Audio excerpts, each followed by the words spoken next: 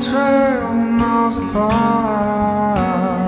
and I won't leave, 'cause I guarantee that I'll never find where you are. Won't be, 'cause I'll never see why you're so afraid that you all away from me.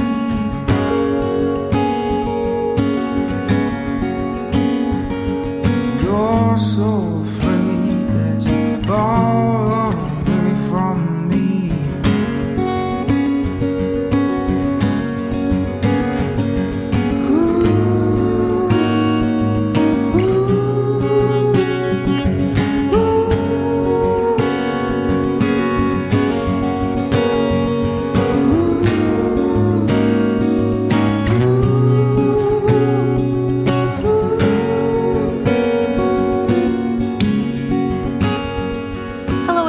For coming back to us. This is Stigma Does Not Define Us, a podcast by Mental Health.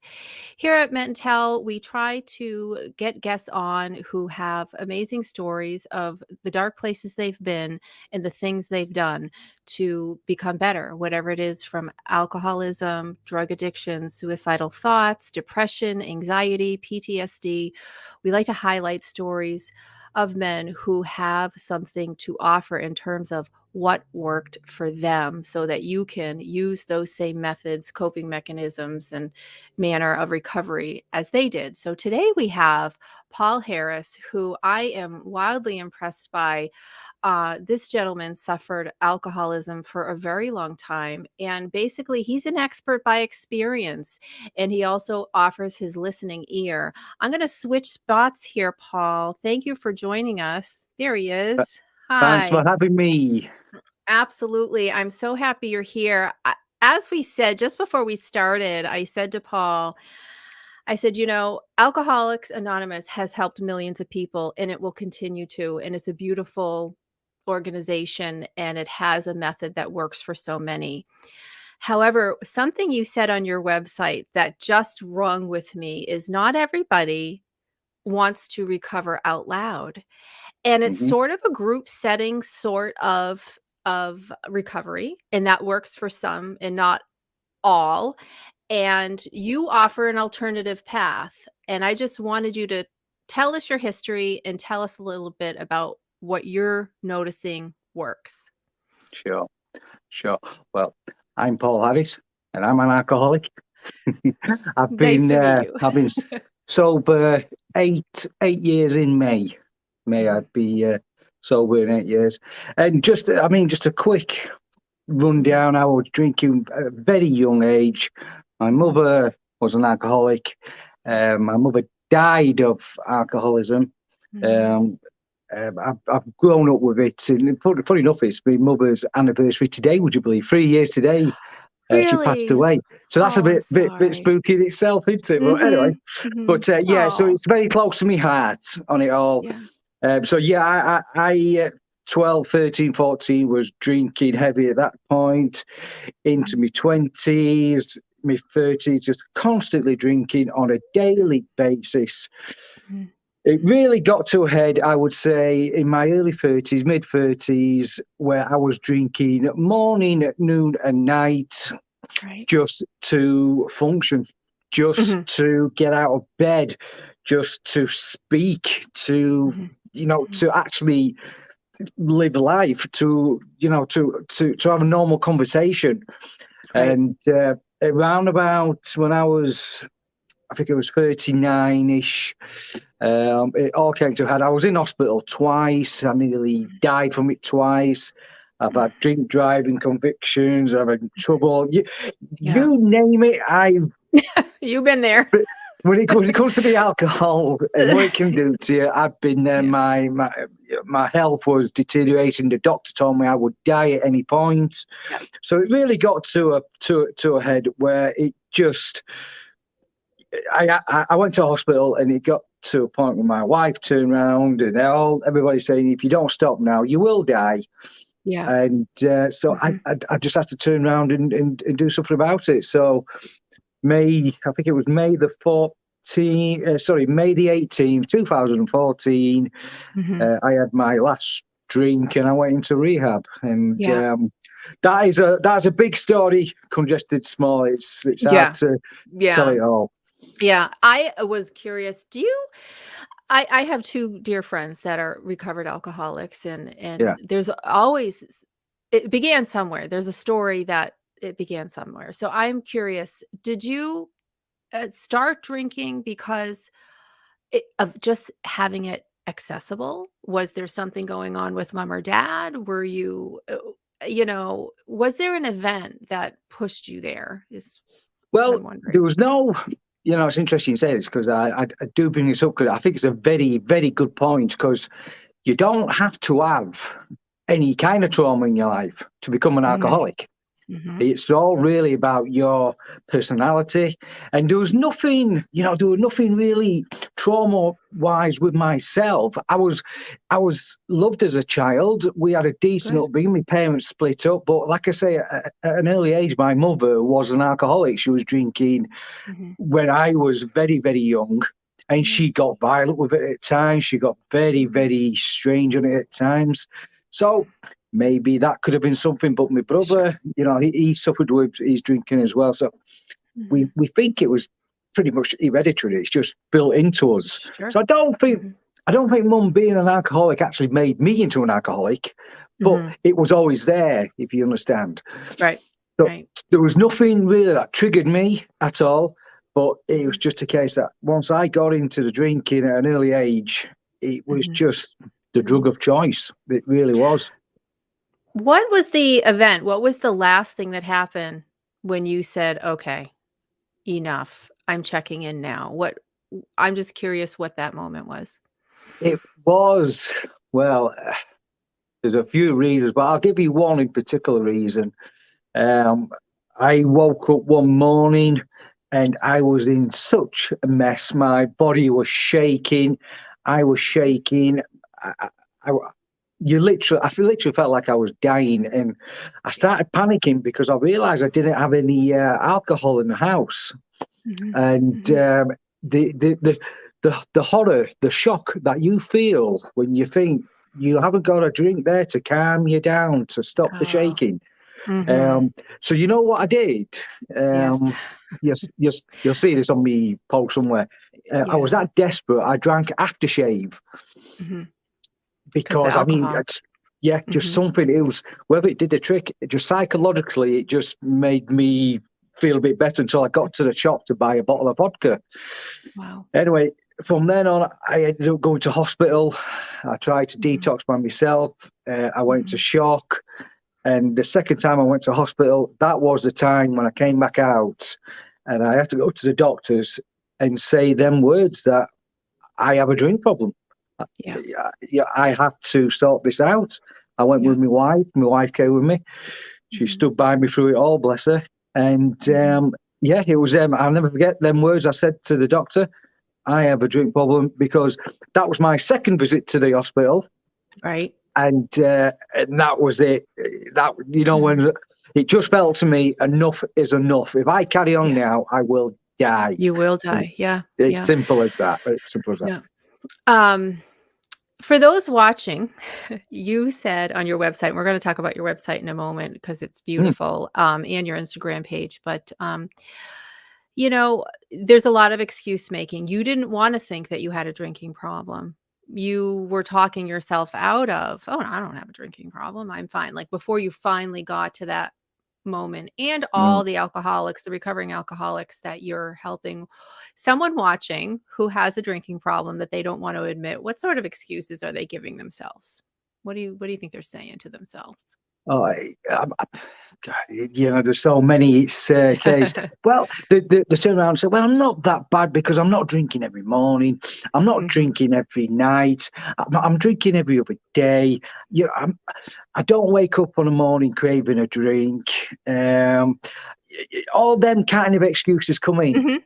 And I hit back and say, you can be drinking just twice a week and be an alcoholic, because it's there. It's all there. It's what is triggering you at that moment in time to make you have a drink or make you think about having a drink. And the excuses people come out with, it's probably a bit hard to say excuses, but I think they're trying to defend themselves. Sure. Right. And they don't, Right. it is an excuse, but they're trying to defend themselves and they won't accept the fact that maybe they can drink in moderation, they can do a bit here and a bit there. But I have to hit the nail on the head with them and say, well, when was the last time you drank in moderation and you managed to keep it as that? Because as the weeks go past, you just get heavier and heavier, and you end up back at where you were, drinking very, very, very heavy again. Right. Right. So I want to compare and contrast your experience. Again, Alcoholics Anonymous, first and foremost, whatever works for the alcoholic is the path you take. That's it. So, but say Alcoholics Anonymous isn't working for you. You said that wasn't really, you didn't feel like that was your spot. What It is wasn't it my. that worked for you? It wasn't for me. I think I did one session a long time ago, but straight away I thought this isn't for me. But that doesn't mean it's not for anybody else. I know, I do know quite a lot of people who go and they say it works for them. However, I've been very surprised with my little business that I've set up, how many people it doesn't work for. It just it doesn't suit a lot of people. But I will never call it. It's whatever suits that individual. It can be anything. Whatever keeps you sober, do more of that. Exactly. Yes. It's as simple as that. Whatever it is. But yeah, like the AA. For me personally, when I went into rehab, back in my early days, it was one-on-one, just one-on-one sessions with a psychiatrist, let's say, a counsellor, and I just did more and more of that. And it was a case. What worked for me is that you open up, and try not to be ashamed or embarrassed. And I do come across a lot of people who are a little bit, ooh, I know. you've got to shout it out. That's my biggest bit of advice. Just shout it out, because you do feel the weight off your shoulders when you've let it all out. There's no shame, absolutely no shame at all. Yeah, that's the judgment free zone. As I say, you have to have that space to just be like, that you can say every little raw detail, because that those details live inside you, weigh you down, and they're going to stay there until you can unload. You have to find that space, and wherever it is, like you said, whatever keeps you sober, do more of that. What's your website address? Where can people find you? And my website address is paulharrisalcohol.co.uk. Okay. I remember when I wanted to go for help and I tried to go to these organisations, and the waiting list is just so long. It takes so long to get on to like some sort of counselling or some sort of one-to-one. And I'll never forget it myself. It took me months, and that was 8 years ago. And I know it's getting tougher and tougher for people to actually get on board, to talk to people. So I have a friend in the social services world, and he turned around to me saying that sector, that industry needs all the help it can get. Yes. And so that's why I thought, okay, let me set up some sort of business that will help people one-on-one, like a mentoring business, which I just pass on my experiences of everything that I did to get sober. And it's just straight head on, no messing about, talking to each other. We just hit the nail on the head, and we just talk. It's half an hour sessions, and they can get in touch with me anytime they want. And we just, we don't mess about. We just talk about it and hit it head on. Yeah. Break it down. Yep. I hear you. So what were the resources that worked for you? What were the books? What were the speakers? You must have tapped into something. If it wasn't AA, where did you go? You said the one-on-one therapy. So we always recommend a therapist. I mean, we're human. I don't think there's any human on earth that doesn't need therapy at one point for something. But specific to alcohol, was there an author or anything that really spoke to you? Truthfully, no. You know what really did Mhm. it for me was, these daily affirmations. Yes. The memes that you get. Yes. I don't know Mhm. what it was in my early days, and I used to like reading other people's stories, not books, just other people's stories about how they came through Mhm. their addiction, and what they did to overcome it, and how long they've been off it. And I just, on the internet forums, just reading other people's stories and Mhm. the daily affirmations. I have thousands on my phone, and I Yes. strongly recommend that to anybody out there. Yeah. And I do it Yeah. to all my clients. If you're Yeah. feeling down, and I've still got them now, you've got your daily affirmations, like a drinking, Uh-huh. affirmation, like my favorite saying, which is, sobriety delivers everything alcohol promised. Promise. That one affirmation used to get me through the day some days. It really Yeah. did. Yeah. And it's Yeah. just simple little things like that really stick with you. And that's what I Mhm. try and push in my mentoring sessions, that just little things like that sometimes. And the more you say it to yourself on a daily basis, the more it Mhm. sticks, and you're Yeah. like brainwashing yourself. And before Yeah. you know it, you're getting into that Mhm. groove of it. Yeah. But Yeah. again, it's everyone to their own. But I wasn't the one to go and read a big book. I just like Right. the snippets, the people's Yep. stories, and the affirmations. Let's say, Yeah. Well, I think the negative self-talk, and we all are guilty of this, the negative self-talk is so prevalent. You're beating yourself up, and, yeah, you yeah, are worthy. You're worthy of yeah, recovery, and absolutely, you have to stop absolutely. beating down yourself, and this is You where, like, do, you.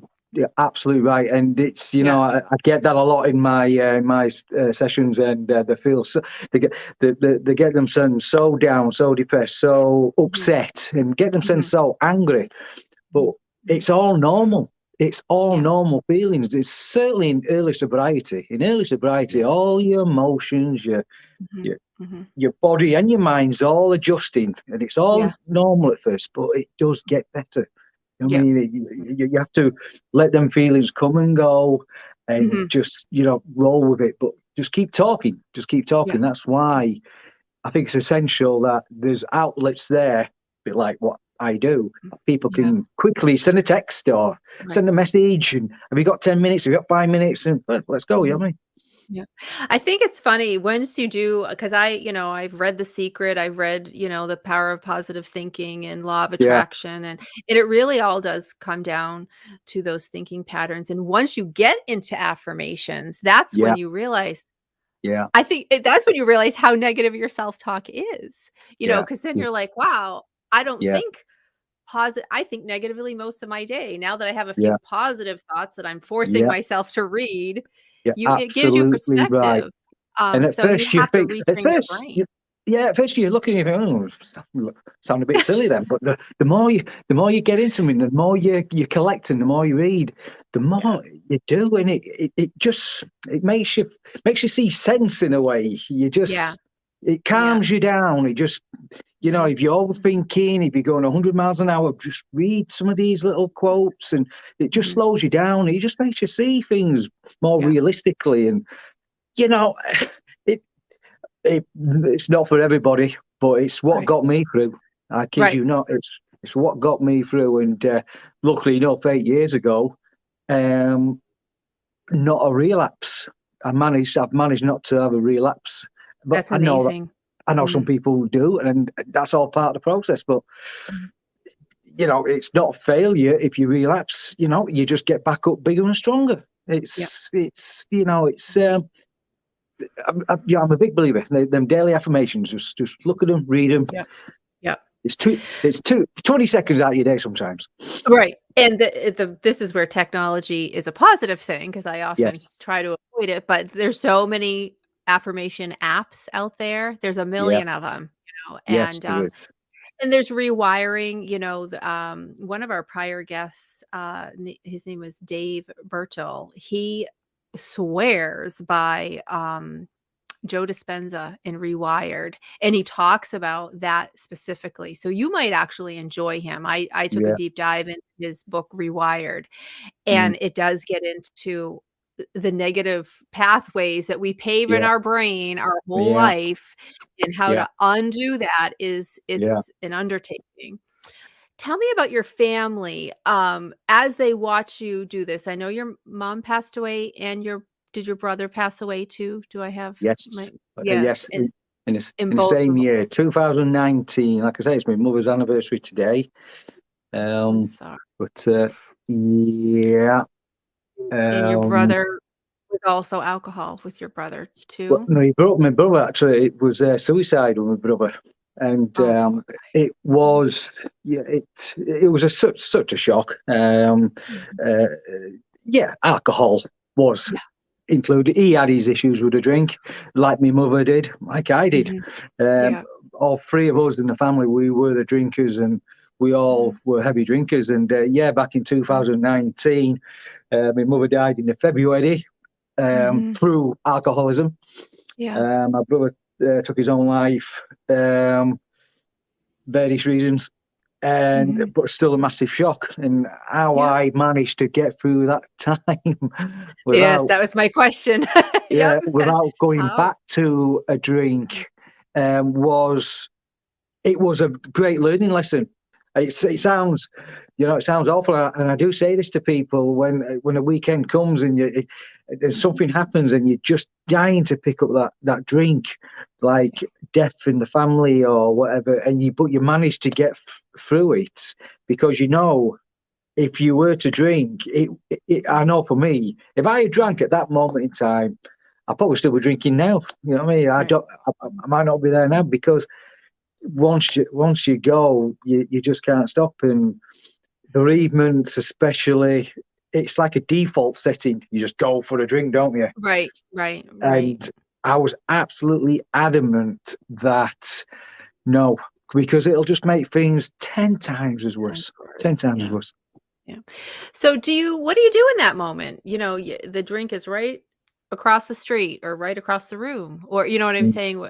What are you doing in that moment to beat down Stop. that temptation? Mhm. I just what I always say: stop, think, and fast forward. Okay, so Mhm. let's say I'm now ready to go for a drink. Mhm. I go get a bottle. I will drink all tonight, all tomorrow. It'll last for weeks and weeks and Yeah. weeks and weeks and weeks. Mhm. I will get very, very ill. I will end up back in hospital. I Mhm. will lose this. I will lose that. Mhm. I will have all the anxieties of the world. I'll have Yes. all the illnesses. I'll have all the awful bits of drinking you can ever have all come Yeah. back. And I Yeah. never, ever, ever, ever, ever want to Mhm. feel like that again. Right. Right. And that's what Right. gets me through. And that's what I always pass on to my clients. And when that craving comes, just think Just of tomorrow morning. Think of a few days ahead. How are you going to yeah. feel? Yeah. And it does. And that's how I did it, even through them bereavement times. How I Yeah. did it, the inner strength. I think the more the more you're not drinking, the bigger the more strength you're building within. And you do get Right. Right. stronger Like and a stronger muscle. and stronger Mhm. as time goes Yeah. on. And Yeah. I mean, 2019, I've been sober, 5 years then? So yeah, I've had Mhm. plenty of practice. Yeah. It's still testing time. Yeah. And Yeah. in early sobriety, it's very tough. But if you could just get through them moments, Mhm. you're building a bigger, better, solid future for yourself. Yeah. Yeah. It's almost like, points in a way. I got through Yeah, today without drinking, and you're racking up those points. So yeah. during the pandemic, did you find the pandemic a time of temptation, or did you find the For me, pandemic a for, time of for growth? me myself, no, I didn't. Yeah, yeah, but, you know, I don't think a pandemic or any time with an alcoholic or an addict like me, Mhm. anytime can just Yeah. you can go off and start thinking about drinking again or getting the cravings. Yeah. Um, so that, to be fair, I think for the pandemic, for a lot of addicts or alcoholics like Mhm. myself, it was Mhm. it felt a little bit better because we're a bit more closed in, and Yeah. we, Mhm. we weren't forced to go out or anything like that. Right. But I'm a sociable bee anyway. I'll go out. I can do all that now. But I know Right. for people in early Mhm. sobriety, it's a a lot more difficult. And I do know lots in the lockdown, in the pandemic, who have really, really gone heavy on the drink. Yeah. And it's known out there. The figures are out there that women and men have it's really accelerated. Yeah. Yeah. Who's your support in your life? You must need people around you. Do you have family members, friends? Do you still see a counselor? Who's your support for you to remain, Yeah. emotionally, physically, Well, spiritually strong? mainly my wife, God bless her. Mhm. Good. She could have left me. Oh, It was very close at one point, yeah. but she stood by me. I had, I have got friends as well who have always checking in on you, but Mhm. it's hard to keep track of an alcoholic sometimes because they're Yeah. very selfish, Focused. Yeah. opinionated, and Mhm. Mhm. one way thinking. Um, Mhm. but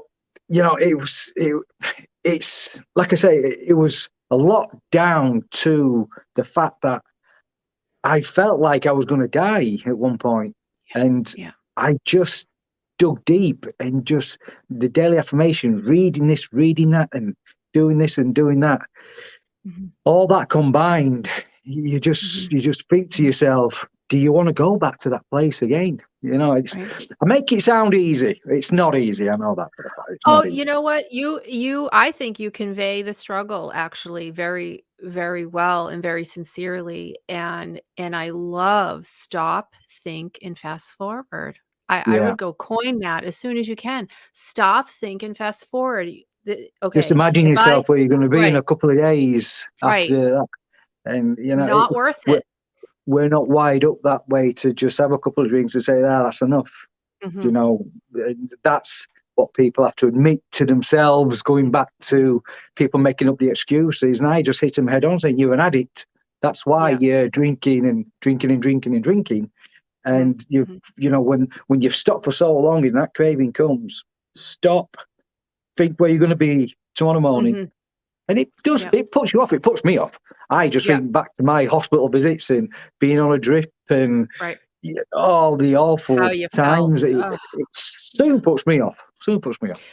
And it's what's interesting about it is that you can repeat that over any issue. Yeah, Any probably yeah, not wise decision you're about to make. Stop, yeah, think, if you do yeah, this, where's it gonna get you? yeah. You can sort of lay that philosophy over anything. So I Absolutely, you absolutely right. definitely It got something there. it works in all walks of life in Mhm, any way. And I think mhm. I always say, addiction and getting over. You never get over addiction, but getting Right. through your cravings and maintaining a life sober is probably one of the Mhm. most difficult and hardest things you'll ever do in your life. It Yeah. really is Mhm, such a mhm, challenge. But mhm, each day sober mhm. is a victory, and Yeah, it's each day just getting better and better. yeah, And it's I yeah. just it's just a shame when people do so well and they relapse, but that's all part of Mhm. the parcel. Yeah. But a lot of people don't relapse because they do actually think forward. God, Yeah. I feel so good now. I feel absolutely amazing. Because I've not had a drink for 4 weeks, Mm, and then mhm. they'll get that craving, and they'll go, oh, oh, oh, and then they'll stop and go, well, no, because I don't want to go back to Mhm. that. I don't want to go Yeah, back to how I felt for 20 yeah. minutes of joy. Right, right. I wanted you to show off your sweatshirt, because, you go after sobriety like a Yeah. gangster. Oh, yes. Sober So big gangster. answer. Love that. So big Great. answer. If you go on my Instagram page, they'll see Yeah, me wear this a lot. I have only yeah, got the one top. You think I'd have 10 of them, but this is the only yeah, one I've got. yeah.